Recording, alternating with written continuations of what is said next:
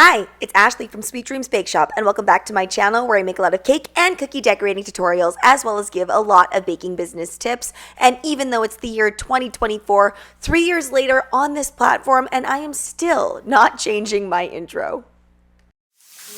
And Aliya's making cha, because we can't start the day without cha, right, Aliya? No, we can't.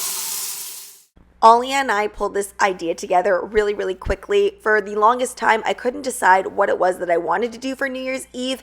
You know, having a family and young children, obviously, I knew that I was going to have to spend it at home, and I figured that Aliya would want to go out with friends and do something out on the town. But it started snowballing from there, where more and more people just wanted to chill out and relax with us. So I decided to put on something a little bit bigger. Now, in the end, it actually ended up being smaller again. Still, some people came over, but not as many as I thought. So we end up with a lot of food, but we were just super excited to put this entire thing together just to see how cool it would look. I know I called this an evening tea party, but it actually took on many forms in my head before we decided what it actually was. So I kind of wanted to do like a gothic type style tea party mixed with a fairy garden, and the reason was because I wanted dark, stark colors that are representative usually of New Year's, and I know that's usually gold and black. So my plan was really to get those deep dark colors in the desserts. If I could nail that black color in the desserts, then this would really help sell the overall theme that I was going for.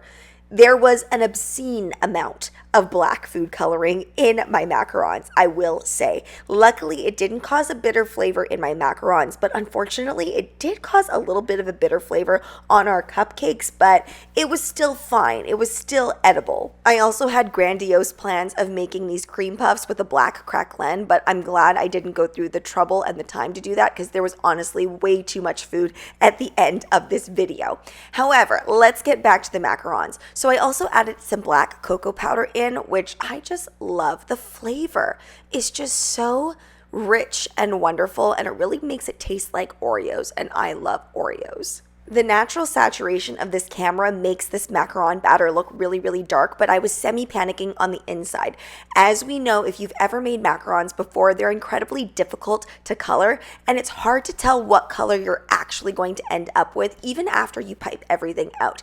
Now, I knew in my head that in general, black does darken over time. So I was really hoping that it would darken. At a point, I did want to add in a little bit of yellow food colorant because it was kind of giving me that purpley grayish look, which as we know can be offset by adding a little bit of yellow. Luckily, I just let everything rest and it was totally fine. Now, here was the ridiculous part of this entire venture. So Aliya and I only had about 6 to 8 hours to pull this entire thing off.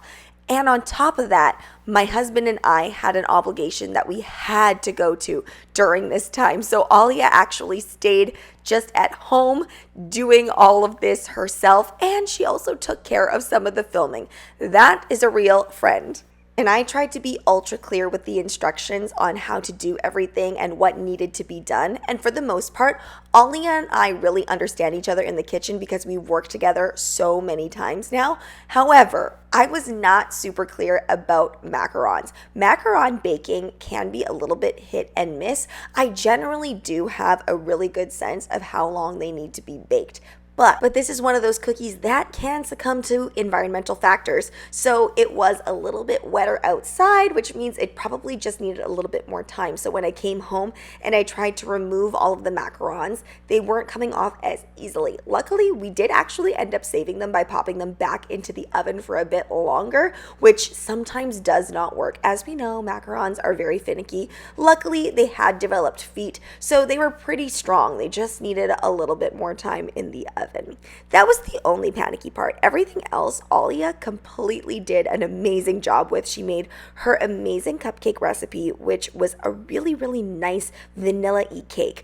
But yeah, we did run out of granulated sugar during this venture as well. Normally, I am so well stocked, but if you've been watching my videos in the past couple weeks, you know that there's a big dispute going on with the sugar company here. So I just didn't have as much as I normally do. Once I arrived back home with granulated sugar in hand, we were able to make the buttercreams, and I got going on the chocolate covered strawberries. I had so much leftover Halloween chocolate, if you can believe that. And as you saw, Aliya chopped it all up. And what I love about the Halloween chocolate Kit Kat version is it has these little crispies in it. So it's not like the whole wafer is inside.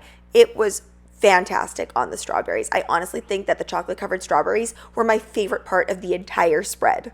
Also, I know that I'm supposed to be teaching you all about how to make this entire spread yourself. So here are some tips that I'm going to give you. I choose things like chocolate covered strawberries because these are things that are very fast for me. When you're making a table spread like this, it's important to make sure that you're making a lot of things. If you don't make a lot of things, it tends to not look very full. And if you have a smaller guest list, then I would suggest that you use a much smaller table or a smaller spot to put all of your stuff on, or else the spread tends to look kind of sparse. This is also why macarons are a big choice for me usually whenever I have spreads like this, because I can make a lot of them at once. This makes around 80 macarons, and I can also put that color theme in super easily. I also knew that I wanted to have a whimsical kind of gothic look, so these really help to sell it. I felt very Hunger Gamesy as I was putting this all together. Over time, I've also learned what works for me and what doesn't, especially when I'm on a time crunch. So I tried to make as few things as possible that would require actual cooking. And we were just gonna do tea and finger sandwiches, because after all, this was supposed to be an evening tea party. So while I was putting together all of these sandwiches, I was also showing my friend Kate, who is cutting these lovely croissants, I was showing her how to make the pesto from scratch. So I try to do things that are really flavorful, but don't take a lot of time, and also not making every single thing from scratch. So by all means, if your main goal is just to create an amazing looking table, go and buy your macarons. I mean, it might be a little bit more of an expensive adventure. I tried to do everything fairly cheap, but you know, if you just want that beautiful looking table, go ahead and buy it. Once everything was made and ready to go, it was really important that we cleared off this counter as much as possible because this is where everything was going. So I laid down a bunch of wax paper. I know that there's wider paper that you can put down, but I really don't do this type of spread very often, so all I had was the regular sized wax paper or parchment paper, and I decided to go with wax because obviously I can't use wax in the oven.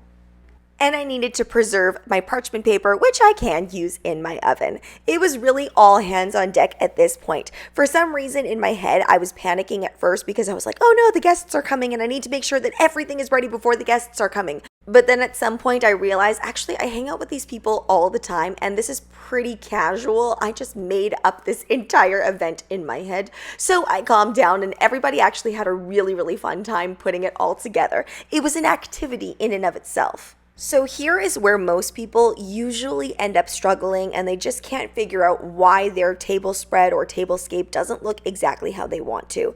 So usually it's a lack of fullness. What I try to do is I try to create levels in all of my tablescapes.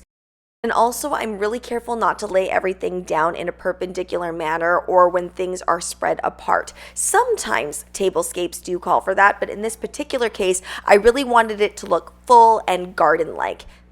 And of course, this goes without saying, but when using any objects or pedestals or anything that's going to be beside the food, we made sure to give that a good clean before placing it down. The other thing is I also wanted to keep things fairly cost effective, so we didn't go out and buy a whole bunch of things. A lot of the things on the table were things I already had that are on my own shelves. The only thing that I bought was the vintage looking teapot, and then we borrowed some of those black flowers. And can I just say that thrift shopping is no longer what it used to be? Like, holy, everything is so much more expensive. You might as well just go buy things new sometimes. But I will admit that some older things are a much better quality. All right, another tip that I have for you is whenever you're putting out things with buttercream or chocolates and you know that you're going to have things like candlelight or fairy lights around, plus you're going to have a lot of different people around, which is inevitably going to cause more heat as well, really put all of your sweets and things in the fridge beforehand for a couple of hours. This just helps you get a little bit more time out of your sweets and to make sure that things are not melting all over the place. The next thing is placement regarding things that are wet and dry. So I really placed a lot of the fruit away from the meringues, for example. Meringues will pick up any type of moisture that is beside it, so you want to just be careful of that. I put a lot of the nuts and fruits together just because those can touch and there won't be a big issue with that. But I made sure to not really have any of the sweets touching the sandwiches directly. So it was really kind of a buffer using those nuts and the fruit to create a border between those items. I think for this theme, the addition of the fake moss really helped sell everything and really bring everything together. And we used a lot of those battery operated lights. We only used 2 real candles because we felt like we needed to have the wax elevated above everything. We didn't want wax going everywhere all over the food. So this really was impressive when we saw it in the light. But when we turned off the lights is when the real magic happened. You might be thinking, I want to do this type of thing regularly, but that's a lot of different things to invest in. And over the years, what I've learned personally that I've invested in is clear stands, something with strong golds and strong silvers. So having all 3 of those really helps make a lot of versatile setups without having to continually keep buying things over and over again. Looks so sad when the party's all over. It was a little sad, but honestly, having that wax paper there made everything so much easier.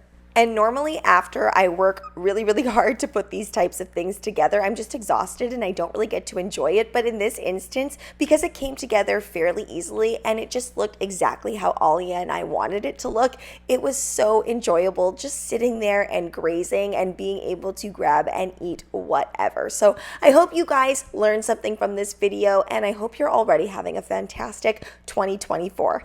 Thanks so much for watching, guys. Don't forget to like, share, and subscribe so you can be part of the Sweetie fam. Right now, I'm uploading weekly, so make sure you hit that notification bell so you know when I upload. Also, be sure to comment, request, or ask a question. I love hearing from you guys, and if you want more baking content, please be sure to head on over to the Bake Down podcast, where I just uploaded a brand new video about cake trends across the decades.